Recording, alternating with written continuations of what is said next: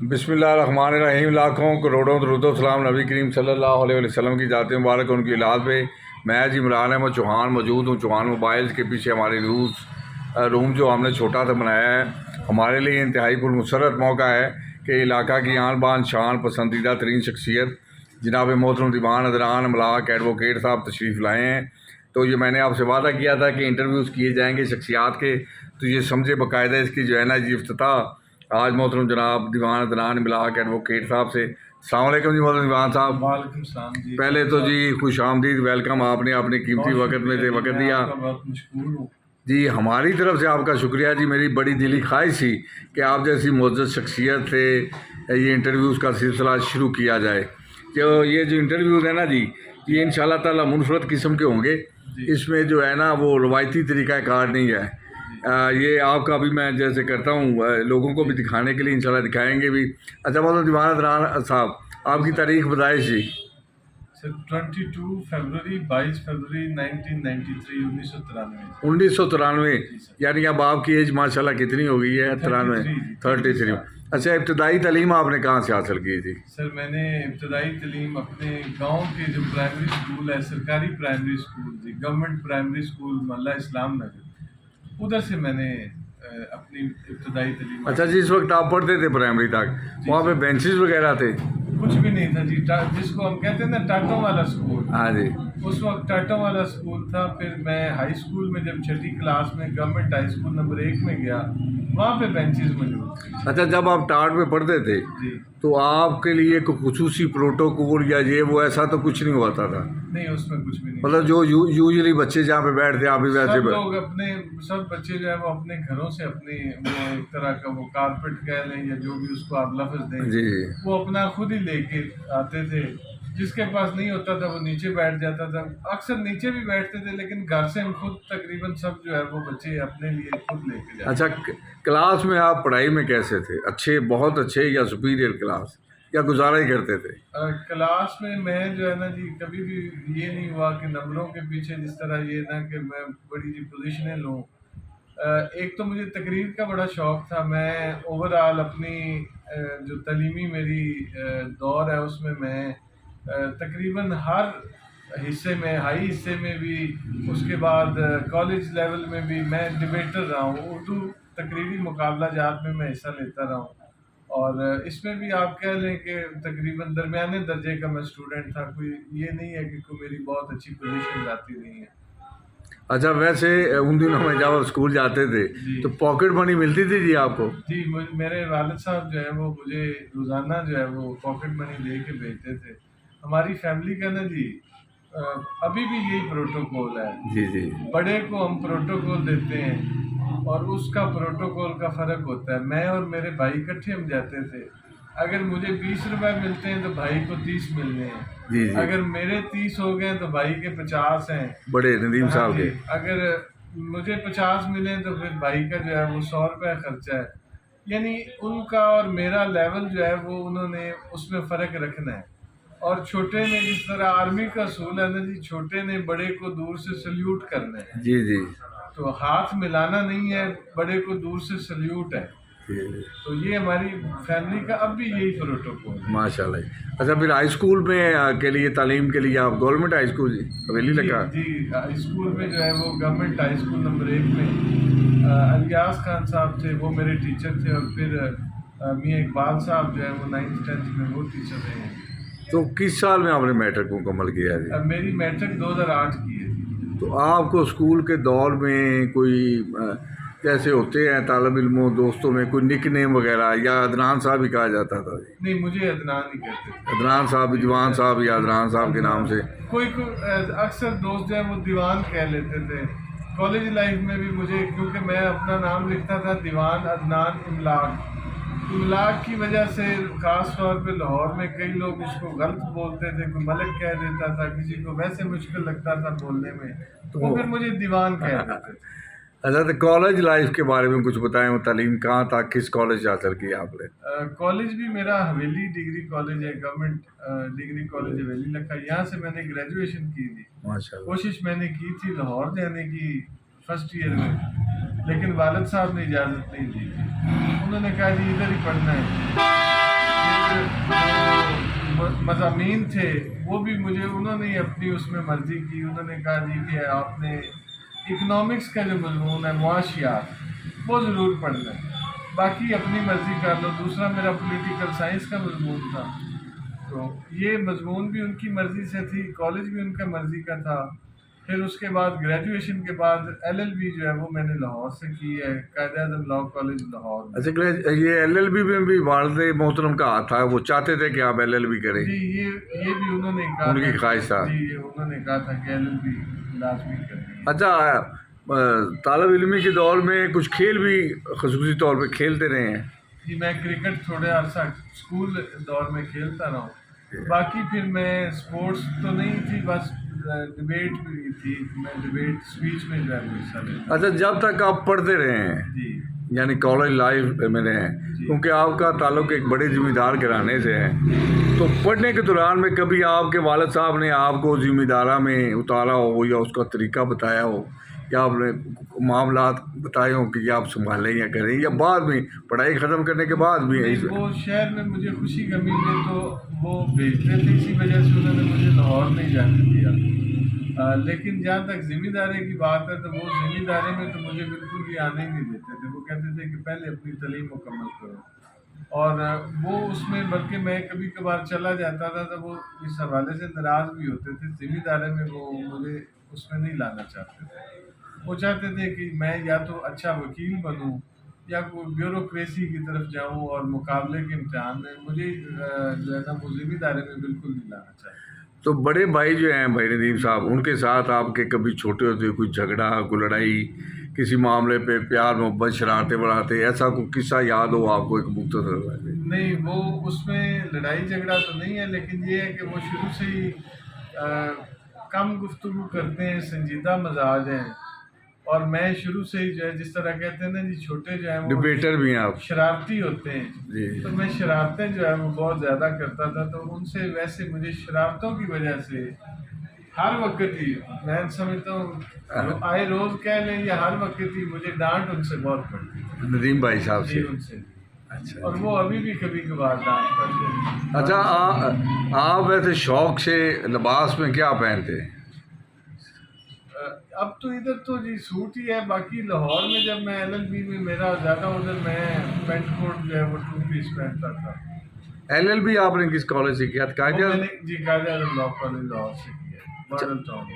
अच्छा, आपके कोई ज़माना है तालब इल्मी के कोई बहुत अच्छे दोस्त जिनसे आज भी आप मिलते जुलते हो?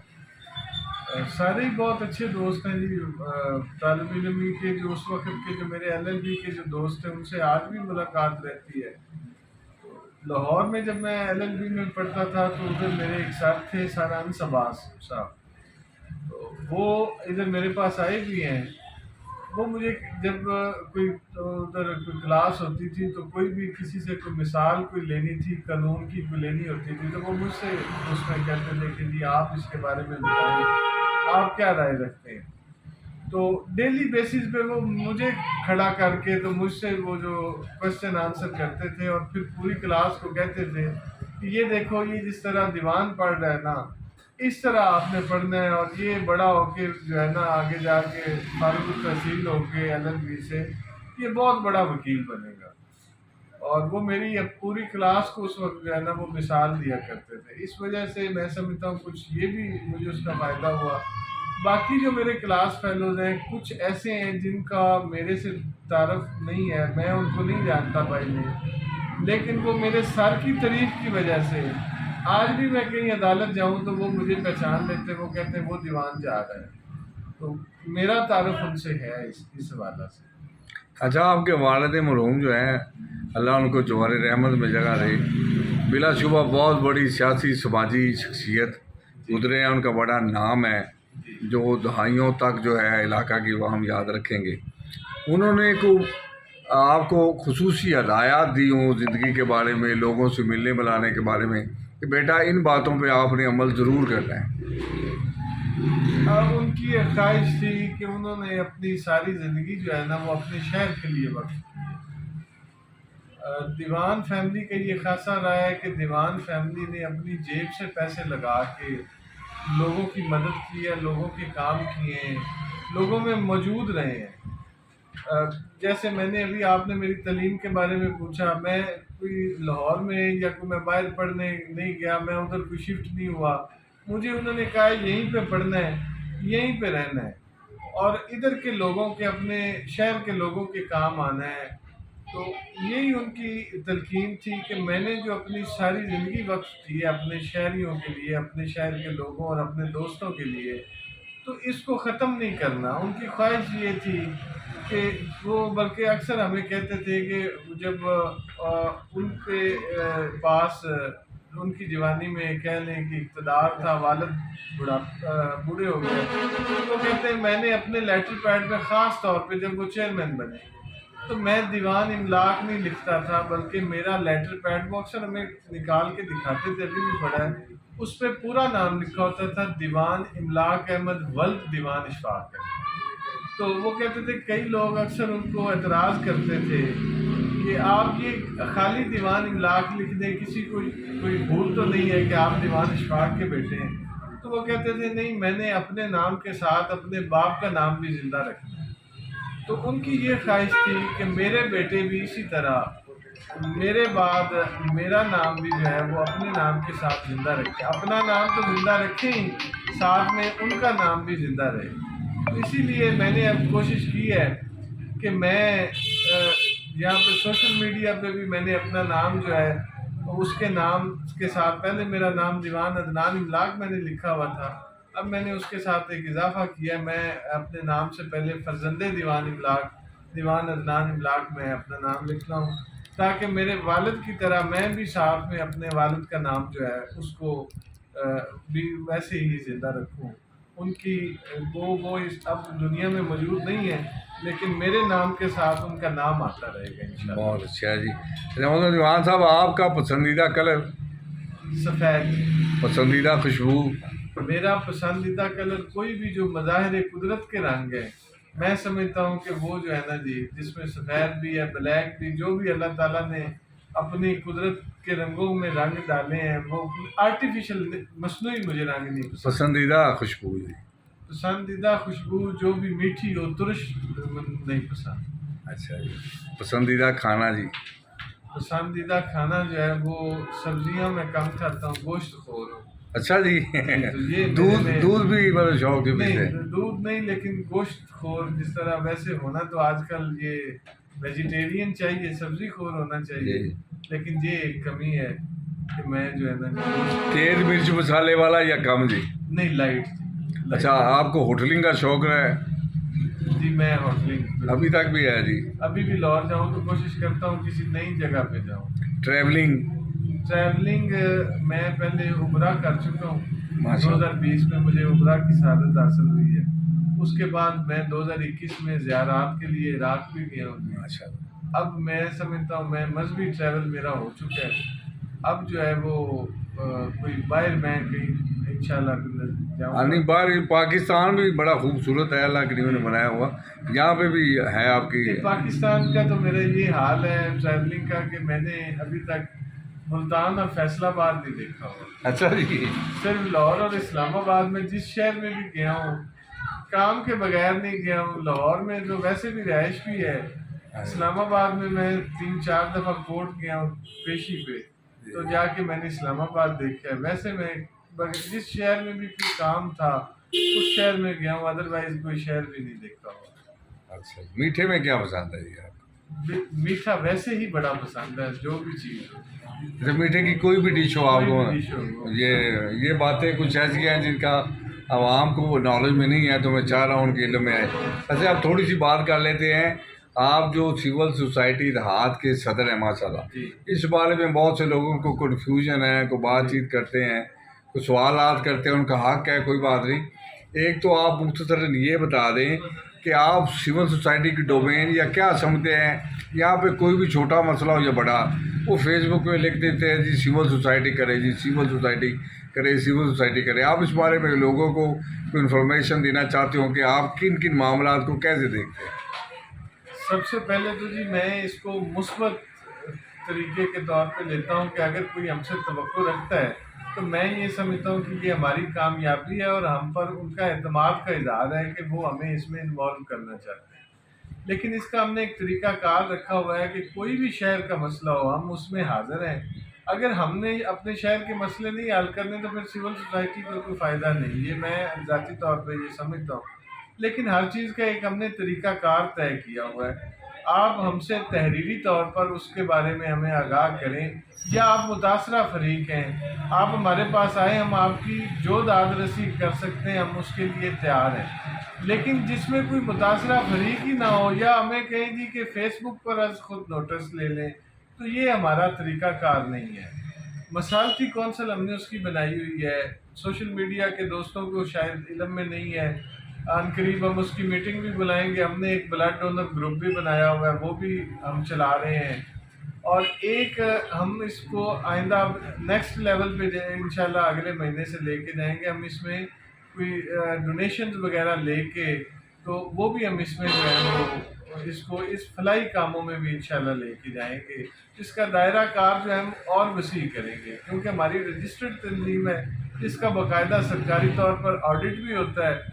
تو یہ اس پہ جو ہے وہ عوام اعتماد کر سکتی ہے، اور اس میں جو نام ہے الحمدللہ اس پہ بھی عوام جو ہے وہ اعتماد کرتی ہے. بڑی اچھی بات کی جی. یہ ناظرین کو یہ سمجھنا چاہیے، جیسے محترم دیوان صاحب نے فرمایا کہ کوئی بھی مسئلہ آپ تحریری شکل میں دیں، جی تحریری صورت میں دیں، تو اس پہ یہ جو ہے غور کریں گے، جتنا ممکن ہو آپ کی مدد کی جائے گی. آج خود نوٹس کا اختیار تو آپ سپریم کورٹ کے پاس بھی نہیں رہا، بالکل تو یہ کہہ رہے ہیں کہ تو خود نوٹس ہم نہیں لے سکتے، وہ تحریری طور پہ آپ ہمیں درخواست دیں. اچھا جی، اس میں کچھ صاحبان یہ بھی کہتے ہیں کہ جی فلاں کو شامل کر رہے ہیں، فلاں کو شامل کر لیں، فلاں کو شامل ہونا چاہیے. اس کا آپ کا کرائیٹیریا کیا ہے جی سول سوسائٹی اتحاد کے ممبرشپ کی؟ سول سوسائٹی اتحاد جب بنی ہے جی، تو میں اس کا صدر نہیں تھا. میں خود بطور ممبر اس میں شامل ہوا ہوں، اور اس میں جو بانی ہیں سول سوسائٹی کے، انہوں نے اس کا کرائیٹیریا سیٹ کیا اور اس میں لوگ شامل کیے. اس میں انفرادی ممبرشپ نہیں ہے، آپ کے پروفیشن کے حساب سے آپ کی ممبرشپ ہے. جیسے ہماری انجمن تاجران ہے، 2 ہم نے عہدیدار انجمن تاجران سے لیے ہوئے ہیں. ہمارے جو مسالک ہیں ان کے ہمارے پاس جو سربراہان ہیں وہ ہم نے ان کے لیٹر پیڈ پہ لکھ کے ان سے لیے ہوئے نام. اس طرح ہمارے جو پیسٹی سائڈ ایسوسی ایشن ہے ان کے صدر ہیں، بینکوٹ ہال ایسوسی ایشن ہے ان کے صدر ہیں. یہ جتنی بھی ایسوسی ایشنیں ہیں ان کے پھر نمبردار ہیں، پھر بطور وکیل ہیں، پھر سابق کونسلر ہیں، پھر سیاسی دھڑوں کے جو سیاسی لوگ، جس طرح سابق کونسلر میں نے کہا ہے، اس کو بھی ہم نے وہ اس حساب سے میجورٹی دیکھی ہے کہ سارے جو جتنے بھی دھڑے ہیں، سیاسی جماعتیں ہیں، وہ مکمل ہوں.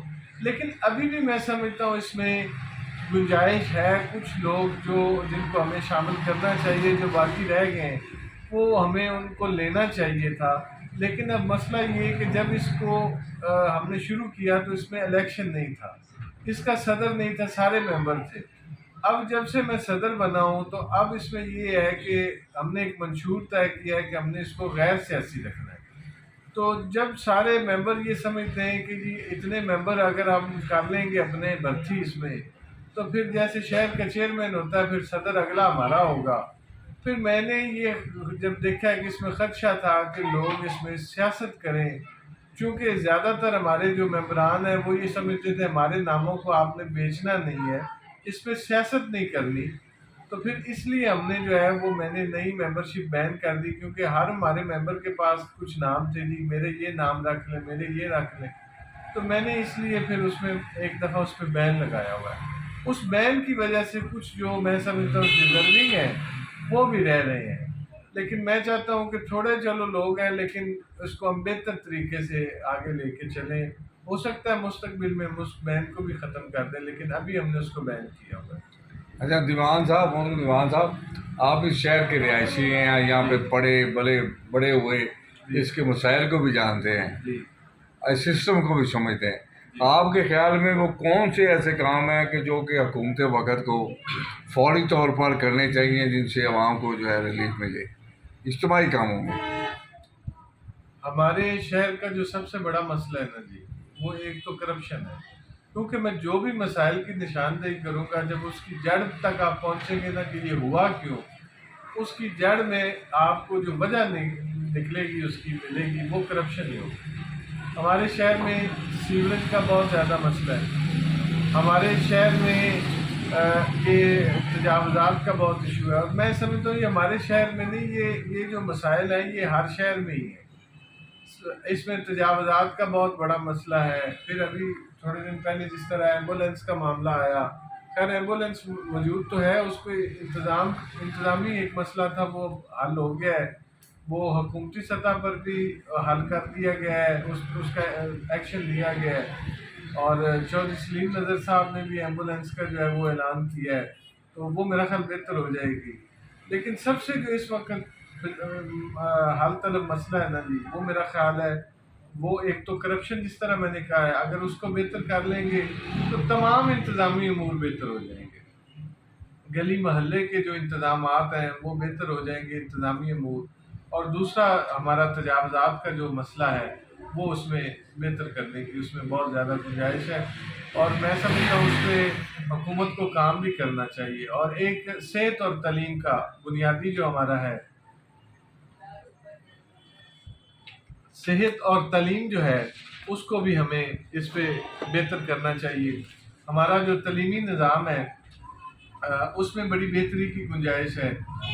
ہمارا جو کالج ہے اس کو اپ گریڈ کرنا چاہیے، اسکولوں کو اپ گریڈ کرنا چاہیے، جس طرح میں نے ابھی بتایا، ہم اس کو سرکاری اسکول کو آج بھی ٹاٹوں والا اسکول کہتے ہیں۔ جی جی تو اس میں جو ہے یہ چیزیں جو بنیادی ڈھانچہ ہے، اور یہ صرف ہمارے شہر کے نہیں ہے، یہ پورے ملک کے میں سمجھتا ہوں یہی مسائل ہیں۔ تو ان مسائل کے بارے میں محترم منسٹر صاحب یا ایم پی صاحب سے بھی آپ ذکر کرتے ہوں گے؟ جی جی کیا ہے ذکر؟ تو جی ان کی طرف سے کیا کہتے ہیں کہ انشاءاللہ کاوش کریں گے، کوشش کریں گے؟ ان کی طرف سے تو مجھے اس حوالے سے بڑا پازیٹیو چیزیں دیکھنے کو ملتی ہیں، وہ اپنی پوری کوشش کر رہے ہیں۔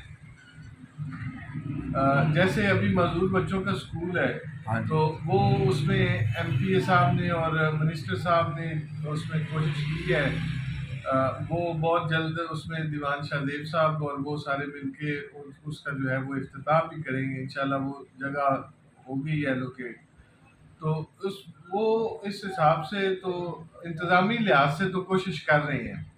لیکن اس میں پھر ہمارا ایک مسئلہ یہ بھی ہے کہ ہم ہر چیز کو سوشل میڈیا پہ جو ہم نے خراب کیا ہوا ہے نا، ہر بندے کے ہاتھ میں موبائل آ گیا ہے، کوئی نہیں دیکھتا کہ ہم کیا پوسٹ کر رہے ہیں۔ پھر میرے جو پی ٹی آئی کے دوست ہیں وہ ناراض ہو جائیں گے، میں کوئی کسی پارٹی کے حوالے سے نہیں کوئی بات کر رہا، لیکن ہم پہلے بھی بات کرتے ہیں کہ آج سے کوئی 10-15 سال پہلے جب چوک چوراہوں پہ لوگ دکانوں پہ بیٹھتے تھے، تو اگر کوئی اختلاف ہوتا تھا تو وہ مسلکی یا مذہبی ہوتا تھا، سیاسی اس طرح کے اختلاف نہیں ہوتے تھے۔ اب جو پی ٹی آئی والے ہیں وہ نون لیگ والے کو فیس بک پہ گالیاں نکال رہے ہوتے ہیں، بلکہ غلط الفاظ بول رہے ہوتے ہیں، نون لیگ والے پی ٹی آئی کو بول رہے ہوتے ہیں۔ یہ ایک ہم نے غلط کلچر جو ہے نا وہ ہم نے اس کو پروموٹ کر دیا ہے، اچھی بات کو ہم پروموٹ کرتے ہی نہیں ہیں۔ اب جو نون لیگ والے ہیں وہ پی ٹی آئی کو کوئی اچھا کام ہوگا اس کو انہوں نے انڈورس نہیں کرنا، پی ٹی آئی والے نون لیگ کو کوئی اچھا کام کر لیں انہوں نے اس کو برا ہی کہنا ہے۔ میں سمجھتا ہوں کہ ہمیں خود احتسابی کرنی چاہیے، اور اگر کوئی بندہ کوئی اچھا کام کر رہا ہے اس کو ہمیں انڈورس بھی کرنا چاہیے، اس کی تعریف بھی کرنی چاہیے، اور اگر کوئی کمی کوتاہی ہے آپ اس کو فون کر لیں۔ اب نیا رواج ہے کہ کہیں پہ کسی کو کام ہو، فون نمبر اس کے پاس ہو یا اس سے وہ بندہ رابطے میں ہو، نہ تو اس نے فون کرنا ہے نہ اس نے رابطہ کرنا ہے۔ پوسٹ اگر کوئی ادارہ ہے تو ادارے کا طریقہ کار یہ ہے کہ آپ تحریری طور پر درخواست دیں، بلکہ جو ہمارے زیادہ تر ادارے تو ان کا کرائیٹیریا ہے کہ آپ نے ساتھ شناختی کارڈ کی کاپی بھی لگانی ہوتی ہے۔ یہاں پہ ہم کیا کرتے ہیں کہ گھر کے باہر کوئی کوڑا بھی پھینک جائے ہم فیس بک پہ لائیو آ جاتے ہیں، یہ جی کوڑا پڑا ہوا ہے۔ کوڑے کے حوالے سے بلکہ ابھی میرے ذہن میں بات آئی، آپ تھوڑے دن پہلے کوڑا کہیں سے دکھا رہے تھے کوئی کہ یہ دیکھیں جی، غالباً نہر کا تھا، کوئی لائیو آئے ہوئے تھے کہ یہ دیکھیں جی بال صفائی کے حوالے سے، تو اس میں آپ نے ایک فکرہ یہ بھی کہا تھا کہ دیکھیں جی یہ کوڑا آیا کہاں سے، ہم نے یہ پھینکا ہے۔ تو شہریوں کو دیکھیں گٹر کی جب صفائی کرتے ہیں اس میں سے لوگوں کی قمیضیں اور پتہ نہیں کیا کیا گٹر میں سے چیزیں نکل رہی ہوتی، تو तो शॉपर निकल रहे होते हैं, हम सारी चीज़ें महकमे पे डाल देते हैं, इंतज़ामिया पे डाल देते हैं, हुकूमत पे डाल देते हैं। तो मैं हमेशा कहता हूँ कि जब भी हम कहीं बात करें, हम कहते हैं जी कि शहरियों के हकूक़ ये है, हमें फ़लाँ हमारा हक हुकूमत नहीं दे रही। जब हम हकूक़ की बात करते हैं तो जब आप कोई भी देखें 9th-10th की बुक में भी देख लें, हर तालीम के हर लेवल पे हमें हकूक़ के साथ पहले हमें बतौर शहरी हमारे फ़राइज़ पढ़ाए जाते हैं जी जी कि ऐसे रियासत के लिए हमारे फ़राइज़ क्या हैं, साफ़ सफाई के बारे में हमारे फ़राइज़ क्या हैं। फ़राइज़ की कोई बात नहीं करता, हकूक़ पे हम अपने वो हमारे लिए आसान है। हम इदारों को पकड़ लेते हैं कि जी आपने क्या किया है। बाल सफाई की बात मैं करूं, बाल सफाई नहर की शुरू हुई, आपने वो मेहरबानी की, वो बल्कि उसको तर्क भी दिया, याद भी सबको करवाया कि बाल सफाई रहती।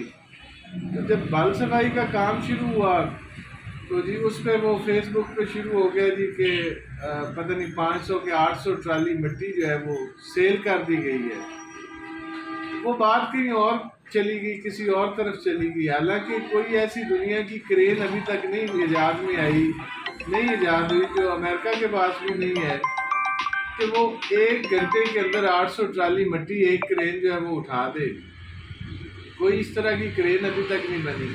और जहाँ तक महकमे के कवायद ज़वाबत की बात करें, कानून की बात करें, तो महकमा जब टेंडर करता है तो वो उसमें उनको इख्तियार है कि अगर वो टेंडर ना करें तो वो किसी को मट्टी मुफ्त भी दे सकते। तो अगर उन्होंने बेची ही है तो मैं समझता हूँ फिर भी कुछ शायद महकमे को इनकम आई। मेन चीज़ ये है कि जब महकमे ने मट्टी उठानी है बाल सफाई की, तो अगर उन्होंने मट्टी नहीं उठानी तो फिर बाल का मतलब क्या है। बाल का मतलब बाल सफाई का ये कि उन्होंने मट्टी उठानी, उसकी जो गहराई है वो नहर की पूरी करनी। सिर्फ एक इस पे एतराज़ आप कर सकते हैं कि जो उसका जो नक्शा है, डिज़ाइन है, नहर का वो ख़राब ना हो। अब लोग ये शायद समझते हैं कि पता नहीं ये जो गंदगी पड़ी है हमने शॉपर फेंक दिए हैं, ये हमने शॉपर उठाने हैं। बाल सफाई का मतलब मट्टी उठाना होता है, मट्टी की सफाई करनी है, मट्टी उठाकर सफाई करनी।